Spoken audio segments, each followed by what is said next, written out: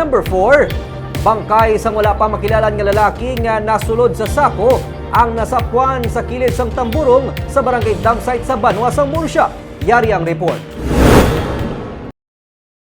Nagakaagnas kag nagapanimaho ng bangkay sa isa ka wala makilalan nga lalaki nga nasulod sa sako kag ginbilin sa wala makilalan nga mga persona sa kilid sang tamburong sa barangay dump site sa Banwa sa Murcia. Sunod kay Benjamin Runer, nagdumdum siya nga sapat ang yara sa sako amo nga iya inigin buksan. Wala siya magdumdum nga isa gali ka bangkay nga may mga gapos pa ang kamot. Kompleto pang ulo, kamot, tiil.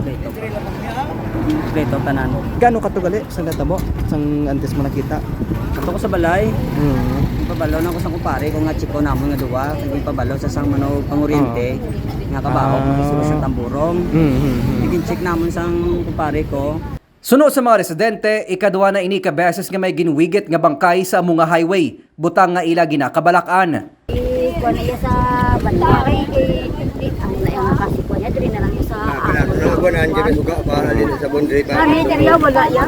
Ang nang daw pala kasi kuha mo diri sa damsa. Hindi pa man mapatod sa kapulisan kung may kaangtanan ang separado nga pagbilin sa mga bangkay sa mga lugar. Nagpasalig naman ang barangay nga mapabaskog pa ang monitoring sa palibot kag mapasugaan na ang madulom nga bahin sang highway. Complete lang po sir ang body parts. So, decompose na sir, ano ng state of Decomposition, ma-start na sa sir. Ma-start pero kompleto pang lawas. Yung tanod sa barangay. Agabi-gabi duty na sila kay ang tanod di 20 ka bilo. Medyo madulom di kap ng Medyo kadulong tay kay ginawlan ka namon nga matakdan man sang solar nila. Nga project man sang Nagapating otoridad nga mahimo pangayaw ang nasapwan nga bangkay, bangod wala man sang may na-report nga missing sa nasakpan sang Banwa.